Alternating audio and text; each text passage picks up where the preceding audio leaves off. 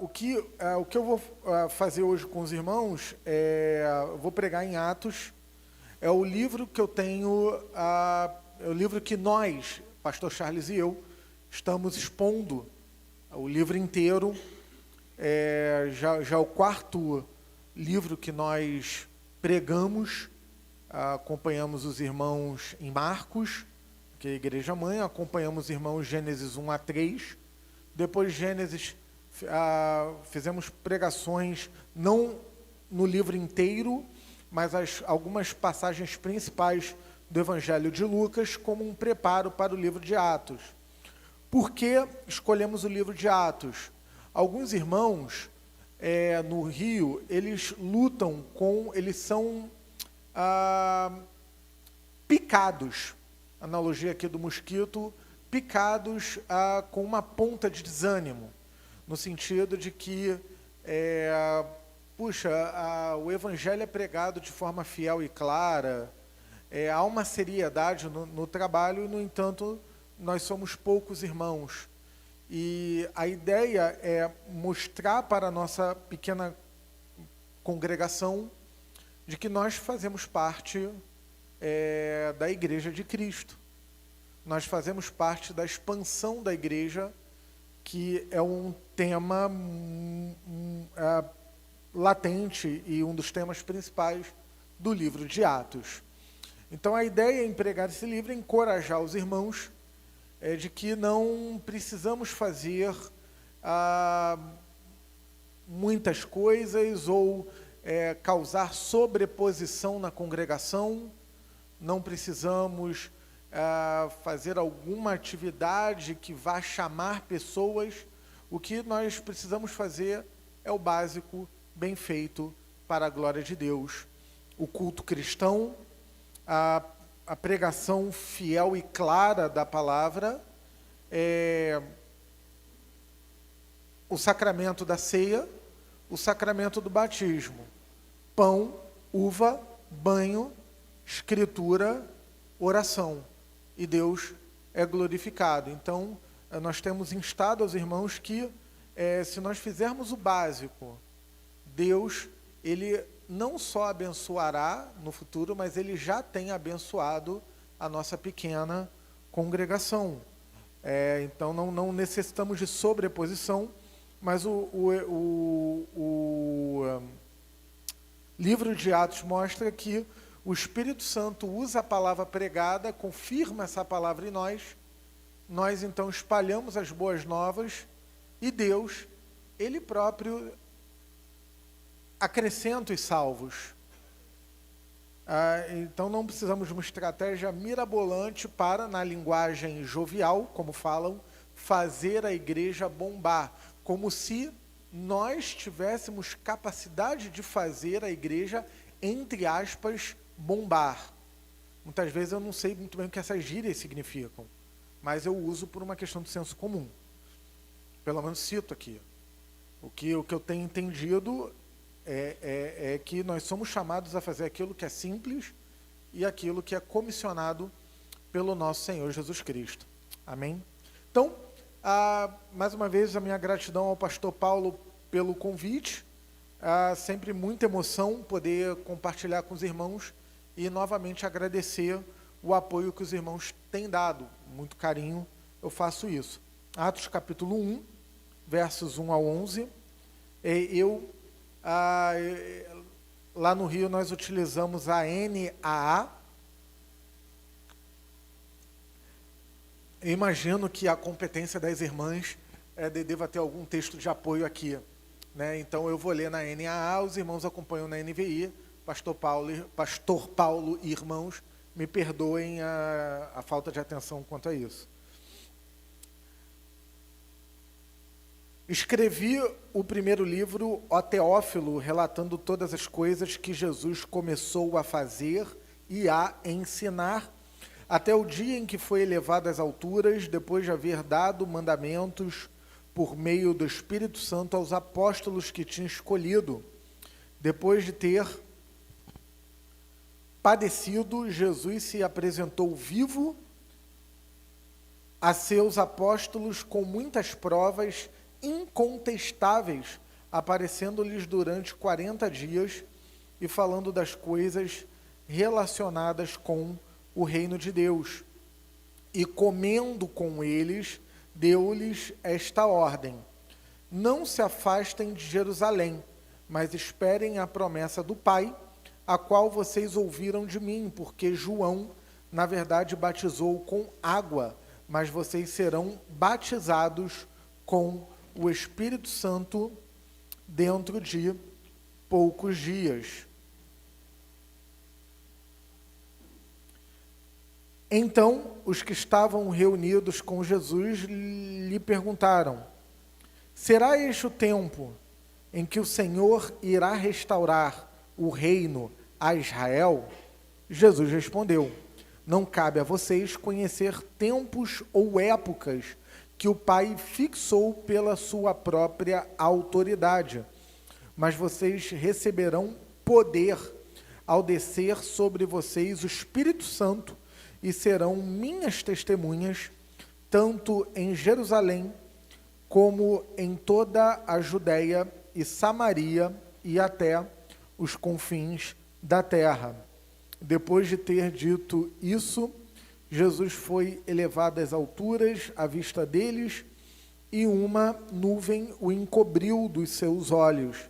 E estando eles com os olhos fixos no céu, enquanto Jesus subia, eis que 2 homens vestidos de branco se puseram ao lado deles e lhes disseram: homens da Galileia, por que vocês estão olhando para as alturas? Esse Jesus, que foi levado do meio de vocês para o céu, virá de modo como vocês o viram subir. Deus abençoe a leitura da sua palavra, a palavra do Senhor. Deus Trino, Pai, Filho e Espírito Santo, tem misericórdia de mim.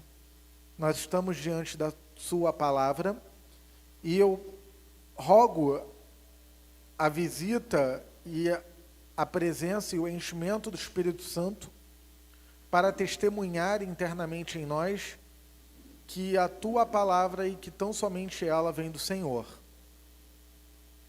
Testifica, conforma-nos à imagem de Cristo, varão perfeito, edifica a sua igreja, ó Senhor, e rogamos que chame para si aqueles que ainda não lhe pertencem por meio de Cristo.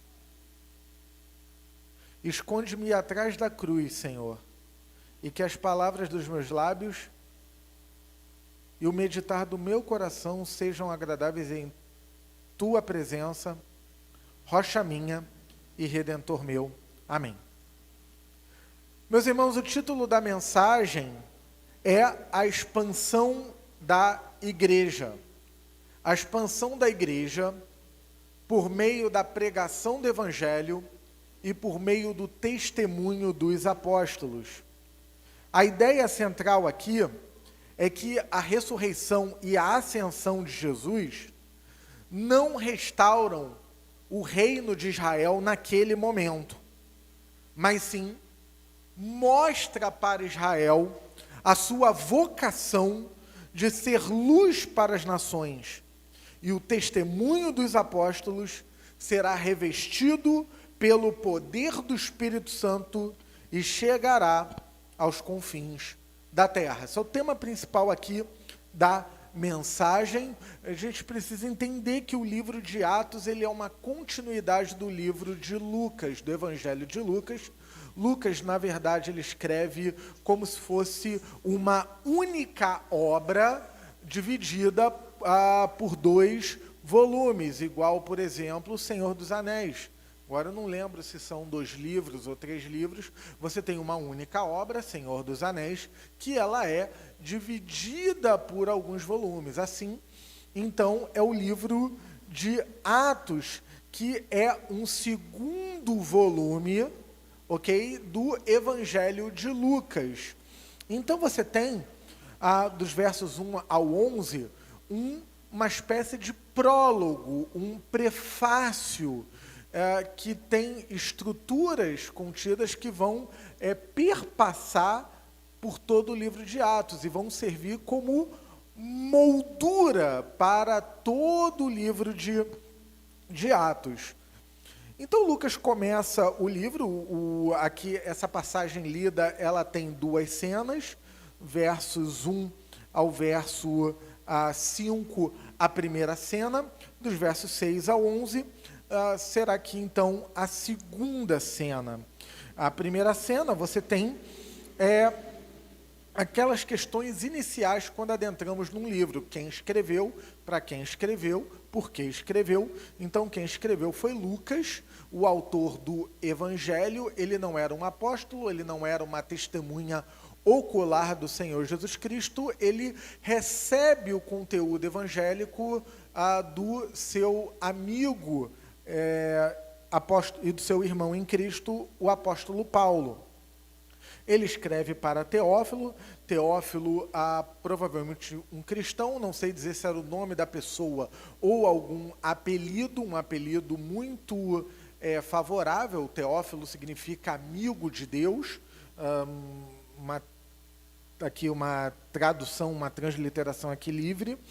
E pelo estilo que a carta é escrita, que o livro é escrito, parece que Teófilo ele ocupava uma posição de destaque naquele contexto ali dos gentios. Lucas escreve o seu evangelho para falar de Jesus aos gentios. Lucas ele era um médico e também ele aqui ocupa uma função que eu vou chamar de tanto de historiador quanto de jornalista. Ele fala da presença de Cristo na história, como também ele relata fatos. Ele era um homem muito letrado, muito culto e notável saber. E então ele escreve a Teófilo aqui no versículo 1, fazendo uma conexão, esse primeiro versículo, com o Evangelho de Lucas. Ele escreveu o primeiro livro, relatando todas as coisas que Jesus começou a fazer e a ensinar, ou seja, a sua obra redentora e o seu ensino. Até o dia em que foi elevado às alturas, a ascensão, vamos falar disso daqui a pouco, depois de haver dado mandamentos por meio do Espírito Santo aos apóstolos que tinha escolhido. Então, a primeira cena, dentro da expansão da igreja, você tem a promessa do Espírito Santo. E aí fica uma pergunta.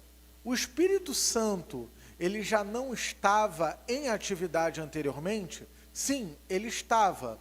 Agora, no Antigo Testamento, se você ler, por exemplo, o livro de Êxodo, você vai ter uma presença narrada no texto inspirado da ação de Deus no meio do povo. Da ação, porque o próprio Deus nem Moisés viu. Então você tem uma ênfase nas ações do Pai. E o Filho, ele está ali como uma promessa, já presente, pré-encarnado, mas como uma promessa na questão da encarnação. E você tem essa promessa, uma sombra do Senhor Jesus, como também você tem o Espírito Santo ali, mas não com o destaque que ele recebe no livro de Atos.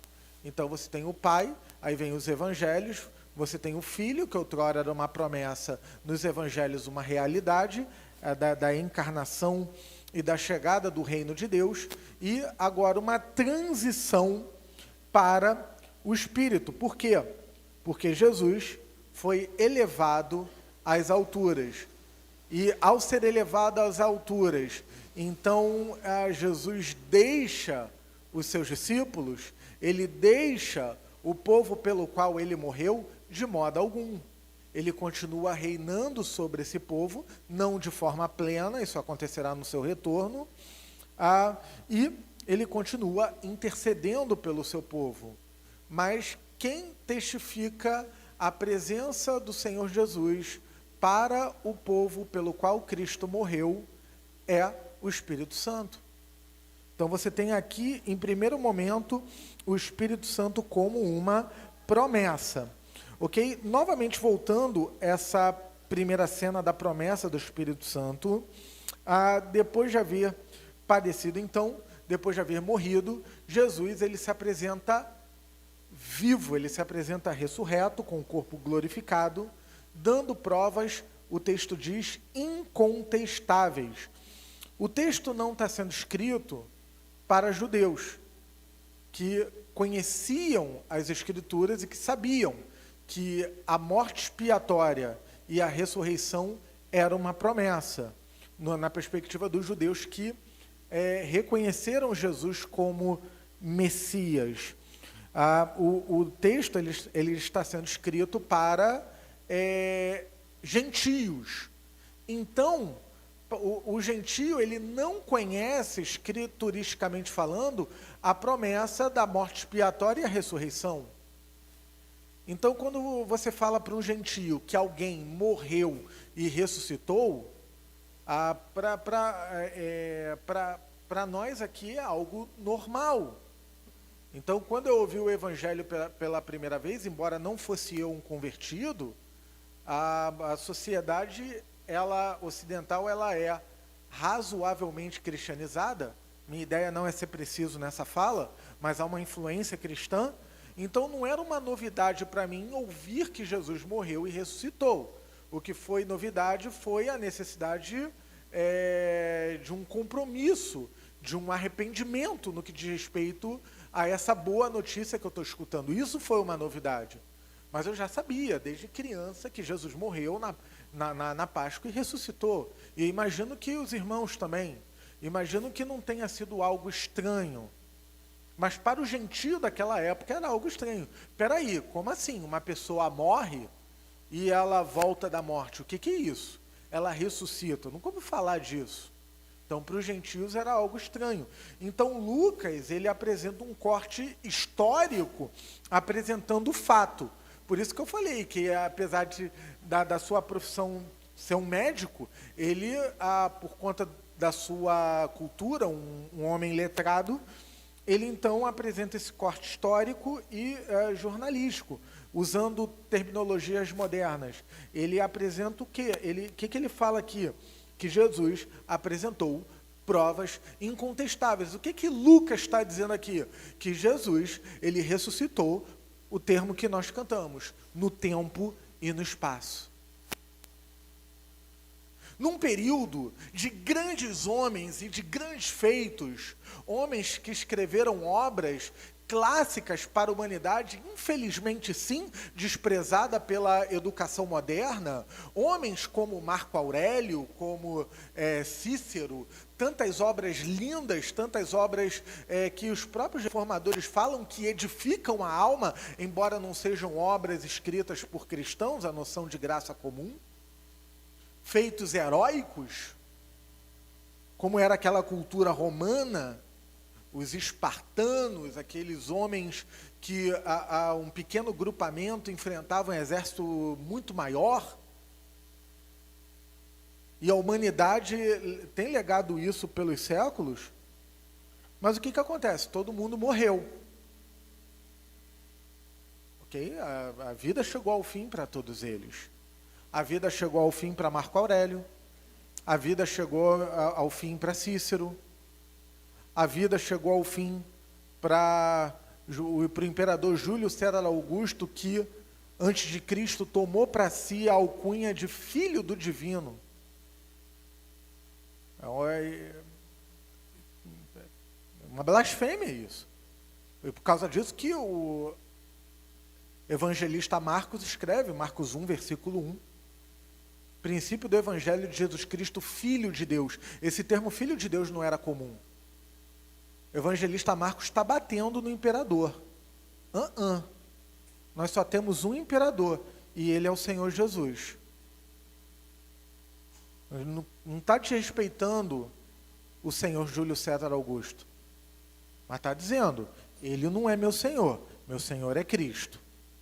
Porque Júlio César morreu, Marco Aurélio morreu, Cícero morreu, os estoicos morreram, gosto muito de lê-los.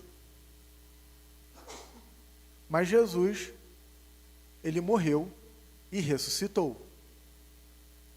Então, há algo, um poder que nenhum outro desfrutou na história da humanidade. E é isso que Lucas está querendo dizer aqui. Que o Senhor Jesus se apresentou aos seus apóstolos com provas incontestáveis. Jesus, ele não apagou. Foi crucificado, ele sofreu muita dor, e aí, de repente, ele apagou. E pensaram que estava morto, e 3 dias depois ele volta à vida. Sua morte e ressurreição é muito mais plausível. Diante de todo aquele mecanismo de punição, não, ele só teve um apagão. Mas, irmãos, não dá. Ele realmente morreu. E 3 dias depois ele realmente ressuscitou. Ah, mas os discípulos podem ter outra palavra da moda que eu não sei muito bem o significado dela. Os discípulos fizeram migué. Eles enganaram soldados da guarda romana, da guarda pretoriana, guarda romana, soldados treinados, e os discípulos pescadores que não tinham destreza em combate pessoal foram lá e venceram, derrubaram os soldados muito bem treinados e removeram uma pedra enorme. O discípulo Pedro, que no Evangelho foi tentar defender Jesus e foi tentar com a faca de cortar o peixe, dar um golpe mortal e acertou a orelha. Quer dizer, excelente pescador, grande pregador, péssimo combatente. Esse Pedro vai lá e vai enfrentar a guarda pretoriana e remover uma pedra que se colocasse a congregação, com todo o respeito e amor aos irmãos, colocasse toda a nossa congregação, não sei se conseguiríamos, empurrando. Eu estou falando por mim, eu não conseguiria. E então eles roubaram o corpo e vamos, para a gente não sair perdendo, não sair como derrotados, vamos dizer que Jesus não ressuscitou? Que Jesus, na verdade, não ressuscitou, não, que Jesus morreu, mas ele voltou à vida? Gente, é preciso ter muita fé, entre aspas, para acreditar nisso. Porque o mais plausível, do ponto de vista das evidências, e isso não é suficiente, mas também não é irrelevante, apresentou provas incontestáveis de que quem estava ali falando com os discípulos era o Senhor Jesus, ressurreto, com o corpo glorificado, voltando da morte. A morte já foi vencida na cruz. A morte, o mal, o pecado, o diabo, já foram derrotados na cruz. Mas a ressurreição, ela continua como um ato central da história da salvação. Então o texto fala que ele fica 40 dias falando a respeito das coisas relacionadas com o reino de Deus, ou seja, Jesus continua ensinando sobre o reino. Verso 4, mais uma prova da ressurreição. Jesus comeu. Não era o Gasparzinho, ou quem é da minha época, se bem que está passando de novo, Caça-Fantasmas, não era um ectoplasma. Oi, eu sou o Senhor Jesus, eu voltei, mas não é bem um corpo. Isso é só para os irmãos me verem. Não, Jesus ensinou, teve provas incontestáveis, e o texto está dizendo que Jesus comeu com eles. Então, a segunda parte da primeira cena vem o comissionamento. Não se afastem de Jerusalém, mas esperem a promessa do Pai. Por que não se afastar de Jerusalém? Porque a salvação vem de Israel. Nós somos os gentios, daqui a pouquinho eu falo melhor sobre isso. Mas esperem a promessa do Pai. Deus é o Todo-Poderoso, se Ele prometeu, Ele cumpre, a qual vocês ouviram de mim. Então Jesus falou da promessa do Pai. E o verso 5 representa uma transição, que eles foram batizados com o batismo de João. E aqui uma pequena polêmica, pastor Paulo me perdoe, mas nós batistas geralmente olhamos para o batismo de João e falamos, ele estava fazendo o batismo certo. Sim, só que o batismo de João, ele foi o último profeta na história da salvação dentro da estrutura da antiga aliança. Então o batismo de João não é o batismo cristão. Mas ele não pregava arrependimento? Sim, como o profeta Ezequiel também pregou. Porque desde Gênesis 3, é arrependimento sendo convocado o tempo todo. Inclusive do próprio Deus para Adão. Ainda que o texto não use essa expressão, mas Adão teve que se arrepender.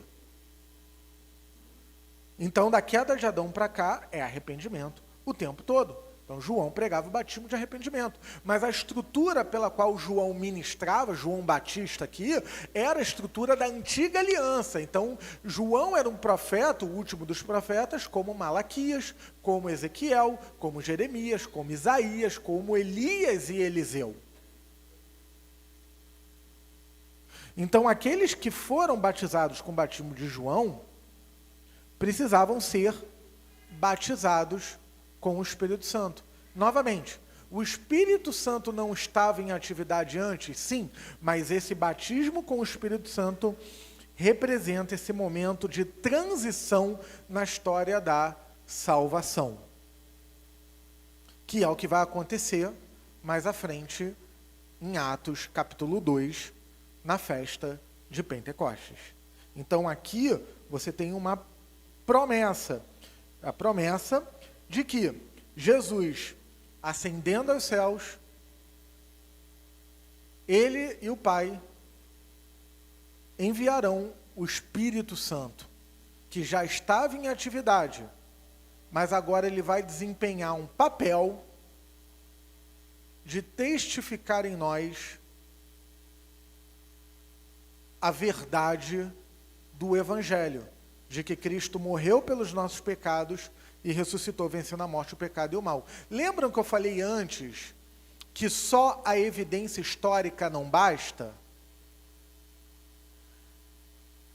O Espírito Santo, ele faz um papel de convencimento. Você pode acreditar no fato histórico de que Jesus morreu pelos nossos pecados e ressuscitou. Mas para assimilação dessa verdade na vida, nós precisamos do Espírito Santo. Pregadores, professores de escola dominical, cristãos podem fazer o melhor trabalho, uma persuasão clara, um checkmate nos argumentos, mas se o Espírito Santo não convencer, essa verdade não vai ser assimilada. Ou seja, não basta meramente um assentimento intelectual. Ok, eu acredito que é verdade mesmo, Jesus morreu por pecadores. Não foi um acidente de percurso. Eu acredito que é verdade que Jesus ressuscitou. Sim. Mas continua. Então, você pode conhecer, você pode acreditar no fato histórico. O fato é histórico, ele é concreto, ele é real. Jesus realmente andou entre nós, realmente ele morreu numa cruz há 2000 anos atrás. E realmente no terceiro dia ele ressuscitou. E essa morte e ressurreição tem significado espiritual teológico. Não foi um acidente de percurso. Jesus não morreu porque seu plano falhou. Ele não morreu porque ele foi pego fazendo algum tipo de pregação subversiva. em relação à religião vigente ali no momento. Não. Ele morreu pela necessidade da expiação dos nossos pecados. Ele morreu para aplacar de nós pecadores a ira do Pai em relação ao pecado e a nossa separação de Deus. Ele morreu para nos reconciliar com o Deus Trino, Pai, Filho, Espírito, infinito e pessoal, Criador e Redentor. Agora, para assimilarmos essa verdade, nós precisamos do Espírito Santo, por isso que o Espírito Santo, ele foi prometido. Eu posso aqui estar sendo claro, ou eu posso estar um pouco enrolado dos meus argumentos, todo esforço para a pregação, mas isso por si só, sem o Espírito Santo, não vai fazer sentido. Ou por mais que eu lute aqui para tentar ser claro com os argumentos, a dependência é que o Espírito Santo nos convença da realidade que o texto bíblico está nos apresentando. Nós dependemos dele, por isso a promessa com o Espírito Santo, e no caso aqui, o batismo com o Espírito Santo representando essa transição. O batismo de João fazia parte da antiga aliança. O batismo com o Espírito Santo é essa transição para nova aliança. Por isso a promessa do Espírito Santo. E então vem a segunda cena, dos versos 6 ao verso 11. Então, aqui há uma preparação para a igreja. Jesus, ele ressurreto, instrui os discípulos, os apóstolos, né? E isso significa que o ensino anteriormente sobre o reino de Deus há uma dependência do Espírito Santo para testificar esse ensino em nós. Então você tem no verso 6 a questão que a pergunta do tempo, porque Jesus fala da promessa do Espírito Santo, e aí os israelitas estão lidando com uma questão. Será este o tempo em que o Senhor irá restaurar o Israel, a completa restauração de Israel? Jesus, ele não repreende essa pergunta. Por quê? A salvação vem de Israel. Ok? Isso significa que na nova aliança, a aliança com Israel, ela está sendo mantida. Basicamente é o seguinte: Israel é a videira, então imagine que a minha mão é uma árvore, certo? A gente tende a pensar que na transição para a nova aliança, Deus faz o seguinte: Israel, vocês não me reconheceram como soberano, como majestoso, como glorioso, vocês não me adoraram, vocês blasfemaram, vocês adoraram ídolos, portanto, tchau, não quero mais saber de vocês. Então, Deus vem e corta essa árvore. E do lugar da árvore de Israel, Deus planta outra árvore, que é a igreja. Agora sim, um povo que me adora.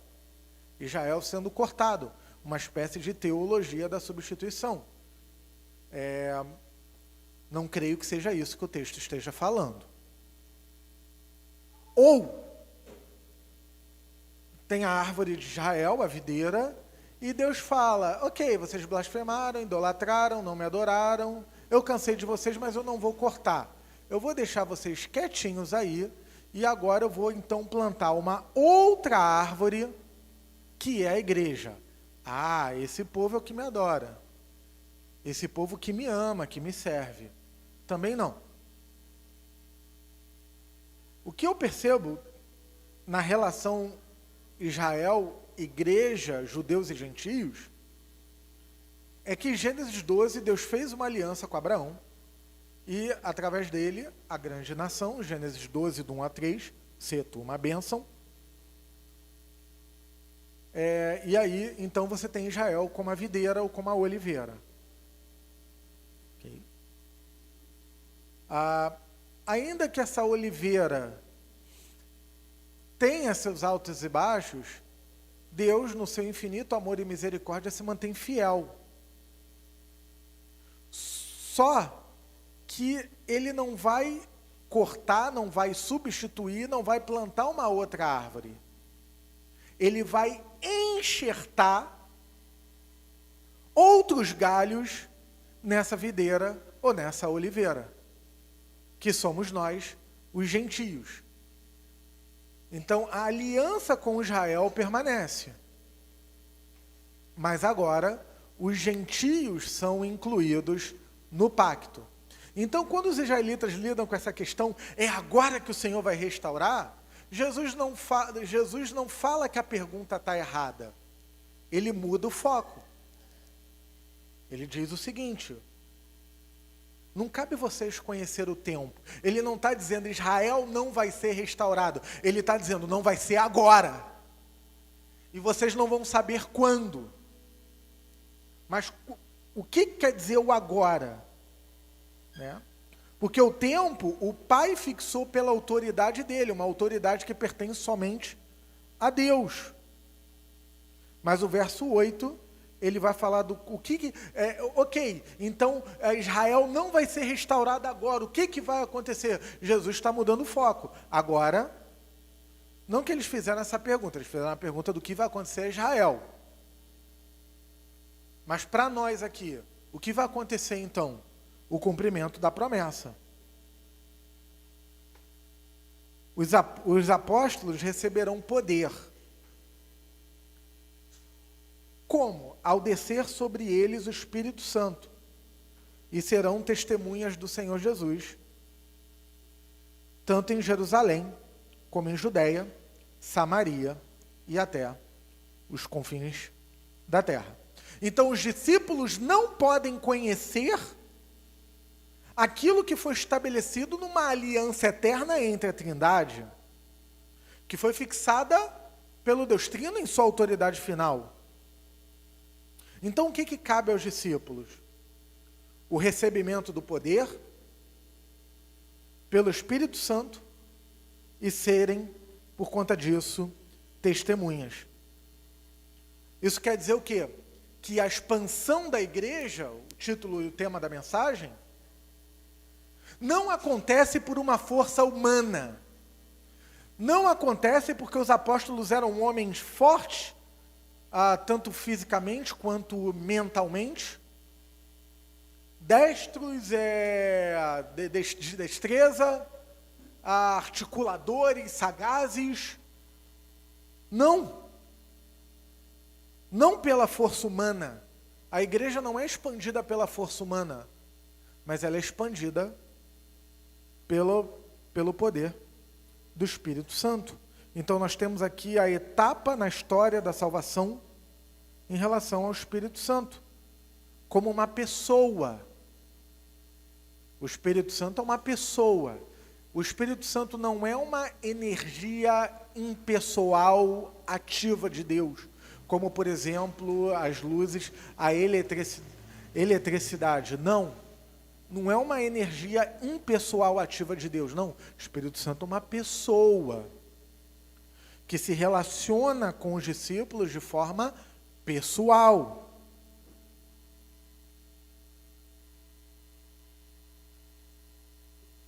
E o que é esse poder?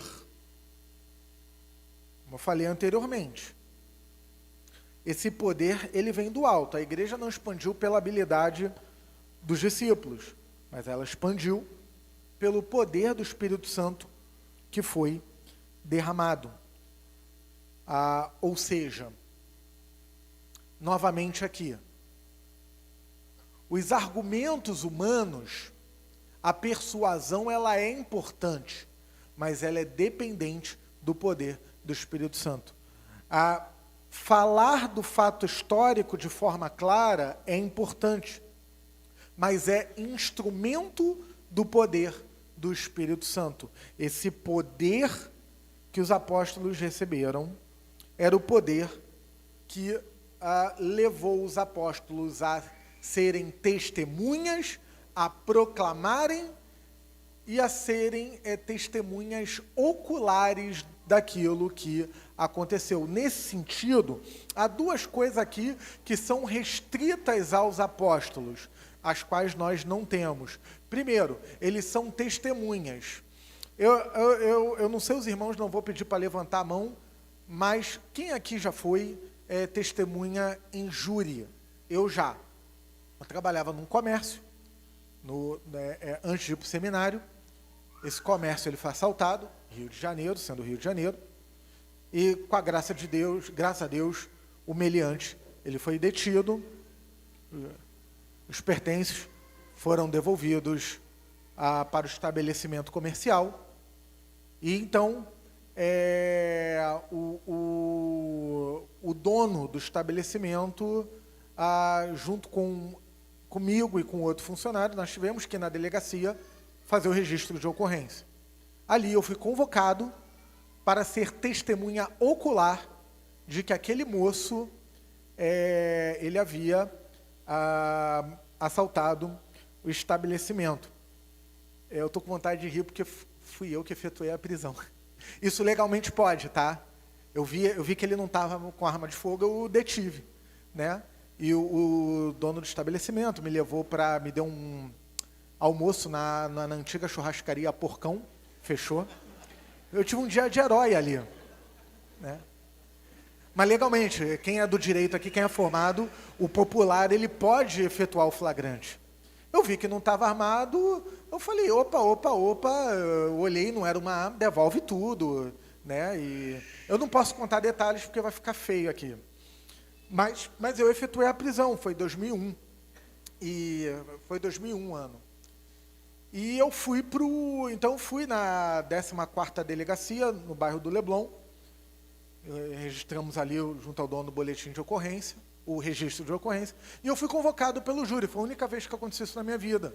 E eu tive que sentar no tribunal ali e narrar que aquele senhor, aquele nacional, infelizmente, ele tentou subtrair, por meio de uma coerção,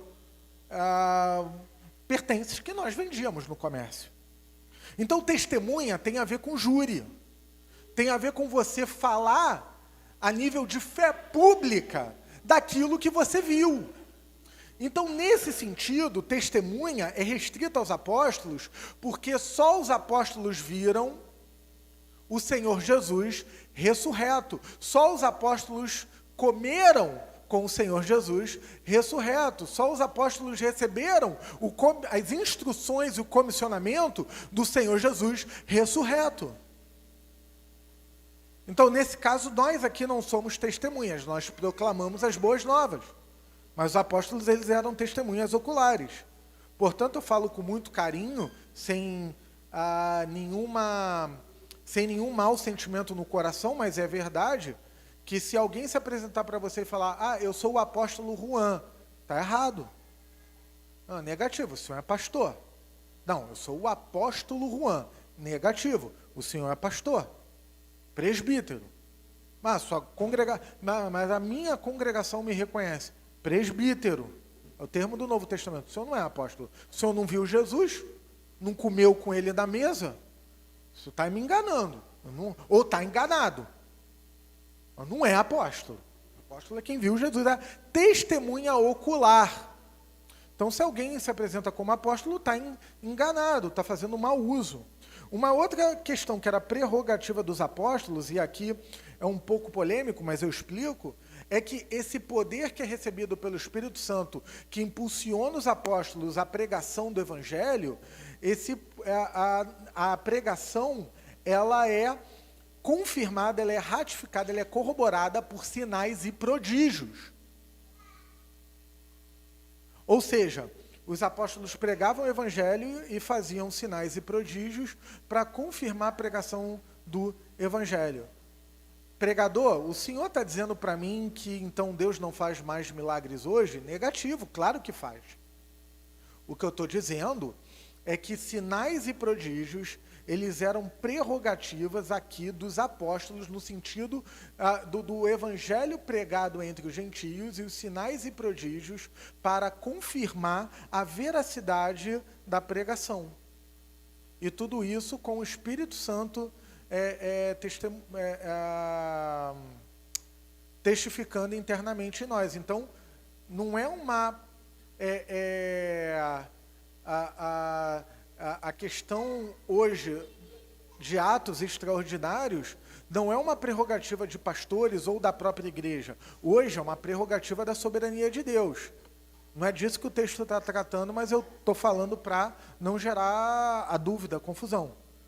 Mas os sinais e prodígios, eles eram ali prerrogativas em Atos dos Apóstolos, para confirmar a pregação do Evangelho. De modo, por causa do poder que eles receberam em relação ao Espírito Santo, o uso correto bíblico do termo empoderamento. Usa-se muito esse termo por aí, mas não é a maneira bíblica aqui que eu estou usando. Okay? Então, esse poder que desce e que faz dos apóstolos testemunhas, e até o termo testemunha aqui, ele tem uma radical igual ao termo martírio, pessoas que morrem por confessar a fé no Senhor Jesus. Ser uma testemunha ocular não é igual à ilustração que eu dei aqui em relação a falar do fato e fé pública somente. É algo mais profundo. É um comprometimento com a pessoa de Jesus que pode nos levar à morte. No caso aqui dos apóstolos. E, de fato, levaram. Com exceção de um. Foi preservado para ser o autor do Apocalipse. Os irmãos estão estudando Pastor Paulo quarta-feira. Então, esses apóstolos serão testemunhas e, no final do verso 8, você tem uma estrutura geográfica que molda todo o livro de Atos. Jerusalém, Judéia, Samaria, até os confins da terra. Então, Atos, capítulo 1 ao capítulo 8, Jerusalém. Capítulo 8 ao capítulo 12, Judéia e Samaria. Atos 8, os samaritanos também recebem o Espírito Santo. Como uma extensão de Pentecostes. Porque Pentecostes é um evento único. Não se repete. Nós não recebemos mais o Espírito Santo. Nós nos enchemos dele. Ok? Então, capítulo 8 ao 12, Judéia e Samaria, e do capítulo 13 até o 28, até os confins da terra, que eram gentios. E alguns estudiosos vão dizer que Lucas tinha em mente, eu não sei, o texto não fala qual o conhecimento de Lucas da geografia. Quando eu era da minha época, antigo segundo grau, os mais jovens, ensino médio, alguns de vocês tiveram isso, achava muito maneiro, desculpa a gíria, aquele globo, né, que os pais de vocês compravam. Vocês que passaram mais recentemente pelo ensino médio, né, aquele globo em cima da sua mesa de estudo, eu achava um barato. A minha personalidade, eu ficava girando aquilo. Né? Então, aqui é o Nepal, aí girava, aqui é a África. Bobeira. Mas você tinha ali um conhecimento do globo. Eu não tinha, eu fazia quando eu ia à casa de algum amigo estudar, e eu olhava e minha personalidade, eu ficava girando aquilo e botando o dedo, onde o dedo parasse. Aqui é a Índia. Aqui é a Oceania. Não sei qual o conhecimento geográfico de Lucas. O texto não fala. Até os confins da terra não se limita a Roma, mas ainda vai mais para dentro do continente europeu até o Mediterrâneo, onde seria hoje, e aí por isso eu estou falando do mapa mundi, ou do globo, Espanha, Portugal, ou seja, até os confins da terra. Mas o sentido prático do texto é o mundo todo, que é o tema da liturgia, que nós cantamos. Então a salvação começa em Jerusalém, perpassa a Judéia, Samaria, e ela vai até os confins da terra. Por força humana? Não, pelo poder do Espírito Santo. Os apóstolos que foram testemunhas oculares, eles vão passando essas boas novas, que Cristo morreu pelos nossos pecados e ressuscitou, para a segunda geração. E a ilustração que eu gosto muito para falar disso é um esporte olímpico. que é, Jonatas me ajuda, é a corrida de bastão. Como é que é o nome daquilo? É uma prova de atletismo. Revezamento. Eu tinha esquecido isso, eu não coloquei na anotação. Corrida de revezamento. Você tem 4 atletas de um mesmo país, então um vai correr, ele tem um bastão. E ele tem que percorrer toda a pista e ele passa o bastão para o seu colega, que corre com o bastão e assim vai passando. Pode parecer meio engraçadinho, mas esse esporte ele ilustra para mim a questão de como o Evangelho tem sido preservado por Deus, pelo Espírito Santo, e tem sido transmitido de geração em geração. Os apóstolos foram testemunhas oculares. Eles não podem passar a experiência. Eles viram Jesus. Nós não. E como que nós ficamos? Derramamento do Espírito Santo no Pentecostes. O Espírito Santo, ele nos convence de que aquilo que os apóstolos viram e relataram é a verdade, é a realidade. E essa boa nova, ela vai passando como um bastão de geração em geração, até chegar a nós. No século XXI, na América Latina, num país chamado Brasil. E agora nós estamos correndo com um bastão. E temos essa responsabilidade da fidelidade e da transmissão da boa nova. E vai passar para outra geração, para outra. Na verdade, eu vou ser sincero, não queria que tivesse outra, porque o mundo está tão feio, a vontade de que Jesus volte logo. Mas não cabe a mim, ou o meu sentimento em relação a isso. O Pai fixou, Ele o sabe. Cabe a nós, como igreja, passarmos as boas novas. E não só no nosso local. O apoio que os irmãos estão nos dando lá no Rio de Janeiro é a corrida de bastão. E esse apoio não é pela força dessa igreja local que eu vi nascer. O pastor Paulo falou a amizade de muitos anos. Mas é uma atividade do Espírito Santo, que usa o amor que o Senhor tem dado aos irmãos, o carinho que os irmãos sempre dispensaram à minha pessoa, e agora aqueles que estão congregados no Rio de Janeiro. Assim como não foi pela força do pastor Charles e pela minha que a congregação foi plantada, mas pelo Espírito Santo. E até os confins da terra. Somos uma congregação pequena, sem recursos, mas nós fazemos sempre uma oração. Senhor, dai-nos a consciência missionária. Nós não temos recursos, mas dai-nos a consciência missionária, que de alguma forma a gente possa, mesmo como uma congregação sem recursos, muito limitada estruturalmente falando, não a nível do poder. E não é que o poder seja da congregação, ele é do Espírito Santo. Mas nós oramos. E de repente, Deus, em sua bondade, atende a nossas orações, privilégio participar. Então, me procura um pastor. Ele foi recomendado por uma fraternidade de pastores batistas reformados, às quais eu e o pastor Paulo fazemos parte, que não é nenhuma sociedade secreta, não é nada disso, é uma fraternidade aberta. Nada, né? Não é isso que vocês estão pensando. É um grupo aberto de pastores com a mesma percepção em relação à fidelidade às Escrituras, à interpretação bíblica. E então ele foi recomendado, me procurou.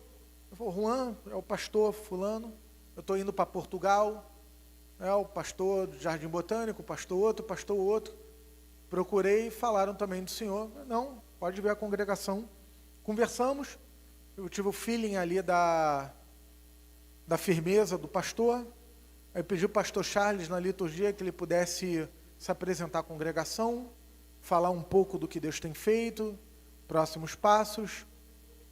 E oramos ali por ele e estabelecemos um vínculo, não de adoção, porque nós não temos condições, adoção financeira, mas o adotamos em oração. E alguns irmãos ali, voluntariamente, deram uma oferta pequena em termos de valores, mas um tijolinho ali naquilo que o irmão precisa, que vai ser missionário, residente no Rio de Janeiro, vai ser missionário em outro continente. E a congregação, nós ali ficamos muito emocionados. Porque nós, mesmo nós aqui sem recursos, nós estamos participando da expansão da igreja. E o que os irmãos estão fazendo conosco é uma participação na expansão da igreja, a pregação do evangelho ali no Rio de Janeiro. Então, essa expansão, ela perpassa por todo o livro de Atos. Primeiro começa em Jerusalém, vai para a Judéia, vai para Samaria, a partir do capítulo 13 até o 12. Pedro ocupa um certo protagonismo, capítulo 13, Paulo, latinizado de Saulo, né? O capítulo 15 só volta a Jerusalém, mas a ênfase é nos gentios, o debate sobre a circuncisão, até o capítulo 28, quando Paulo está em Roma.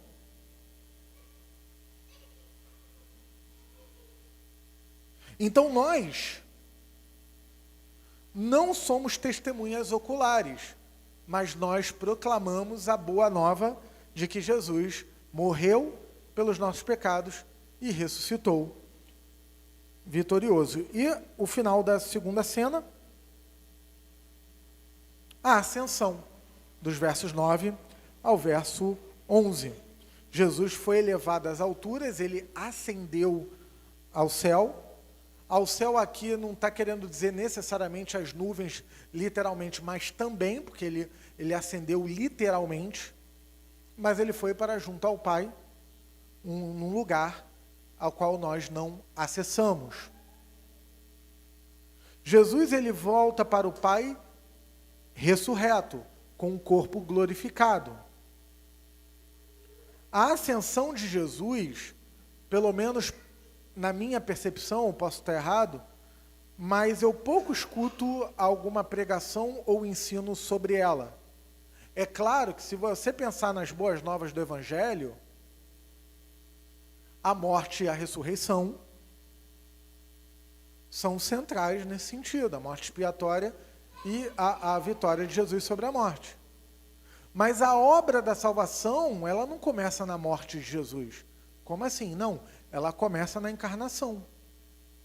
Então, por exemplo, quem gosta de literatura teologia, você tem a obra de Anselmo, no final do primeiro milênio, Por que Deus se fez homem, que é um clássico.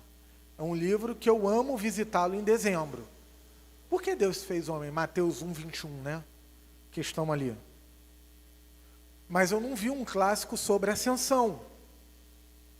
Pode ter, ainda não vi.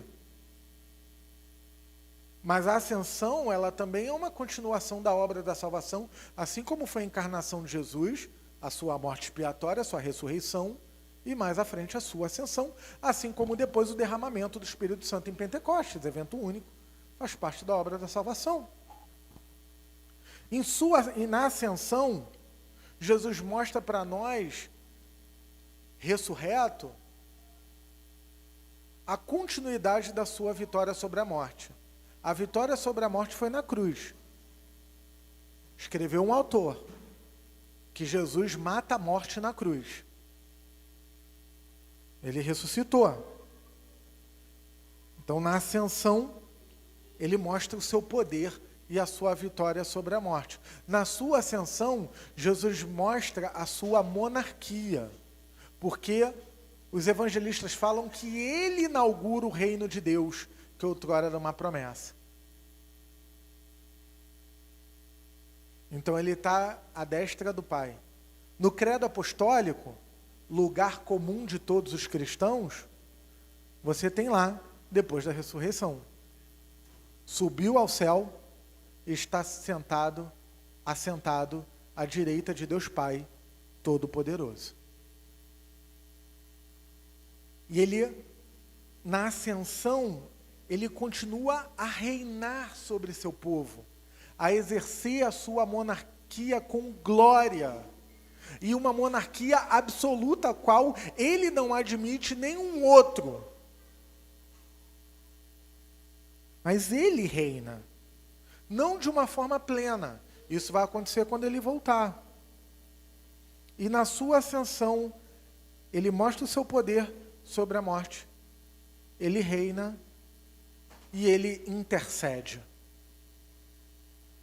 Ele continua a sua obra intercessora em relação a nós diante do Pai. A sua união conosco.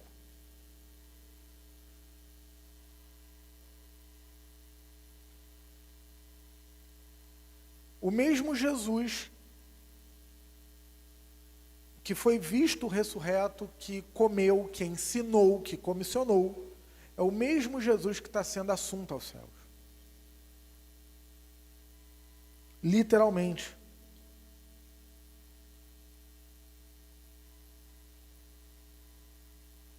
Esse Jesus que foi levado do meio de vocês para o céu, virá do modo como vocês o viram subir. Então, quando Jesus é assunto aos céus, e as céus aqui eu estou querendo dizer o local inacessível, aonde Deus Trino reina, essa ascensão não representa um abandono, do tipo, eu estou deixando, vocês estão indo para o Pai. Sim, ele está deixando fisicamente não, corporalmente, está indo para o Pai. Mas tem o Espírito Santo, que testifica e confirma essa obra em nós. Então, mais uma vez, a persuasão é necessária, a clareza é necessária, o conhecimento do fato histórico é necessário, e a crença no fato histórico é necessário. Mas quem nos convence? Pregadores, professores da igreja, cristãos, uns com os outros, apresentam argumentos, fazem a persuasão. Mas quem faz o convencimento é o Espírito Santo. E ele nos convence.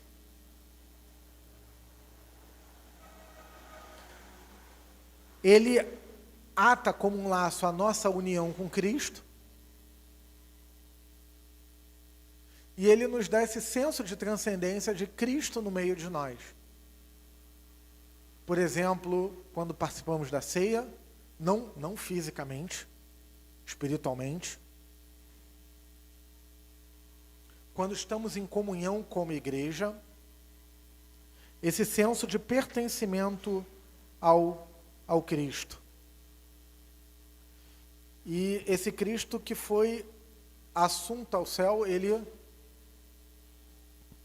o texto termina dizendo que ele vai retornar. Ainda que o mundo esteja feio, ainda que o caos seja enxergado, visto por nós, nós vivemos na sombra e na promessa da vinda do Senhor Jesus Cristo. O Senhor que ascendeu aos céus, ele vai voltar para reinar plenamente com o seu povo por toda a eternidade. Irmãos, essa é a nossa esperança. Amém? Nem tudo vai mal, nós temos essa esperança de que habitaremos com o Senhor Jesus por toda a eternidade no seu retorno. Eu quero terminar lendo um poema do século XVI, uma poesia, sobre a ascensão, e oro para terminar. A glória da ascensão de John Donne. Saúdem o último e eterno dia. Alegrem-se com a ascensão do sol e do filho, de quem as lágrimas ou sofrimentos são lavados puramente, ou queimado seu barro inerte. Observem, o mais elevado para longe partindo ilumina as nuvens escuras sobre as quais pisa. Ascendendo, ele não apenas mostrou, mas primeiro ele, e ele primeiro abre o caminho. Ó forte Cordeiro, que inclinaste o céu para mim, Manso Cordeiro, que com o teu sangue marcaste o caminho, tocha iluminada mais brilhante, para que o caminho eu possa ver, ó, sacia tua ira justa com o teu próprio sangue, e sê teu Santo Espírito, minha meditação elevar, concede em minhas mãos essa coroa de oração e louvor. Bendito Deus, obrigado pela tua obra de salvação. Obrigado porque sua graça nos alcançou. Obrigado por Cristo morto e ressurreto para a tua glória. Obrigado pelo perdão e expiação dos nossos pecados. Obrigado pela sua ira aplacada em seu próprio Filho, que não foi poupado pelo Senhor. Obrigado por tão grande amor. Obrigado por tão grande salvação. Obrigado pela ressurreição, certeza da nossa. Obrigado pela vitória sobre a morte. Obrigado porque a morte não é o fim para nós. Obrigado, Senhor, pela ascensão do seu Filho. Obrigado por sermos súditos do teu reino. A ti a honra, a glória, o louvor e a adoração. Seja glorificado, Jesus. Obrigado pela sua obra de salvação. Amém.